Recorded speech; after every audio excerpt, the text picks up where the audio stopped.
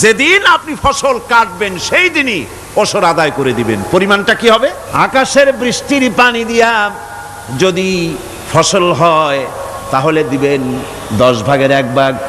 10 মণ যদি ধান হয়, গম হয়, ডাল হয়, 1 মণ আল্লাহর অধিকার আদায় করে দিবেন। 10 মণ হলে কয় মণ? কি হলে? যদি আকাশের বৃষ্টির পানিতে হয়। আর যদি আপনার সেচের মাধ্যমে হয়, সেচ পরিকল্পনার মাধ্যমে পয়সা খরচ করে পেট্রোল ডিজেল লাগায়া ইঞ্জিন চালায়া পানি উঠাইয়া কষ্ট করে ফসল ফলাইছেন, তাহলে আল্লাহ পাক বলছেন 10 মণে 1 মণ দেওয়া লাগবে না, তোমার খরচ হইছে বেশি। বান্দারে, তোমার উপরে আল্লাহ পাক জুলুম করবেন না, এবার 20 মণ হলে তার থেকে 1 মণ দিও। সুবহানাল্লাহ।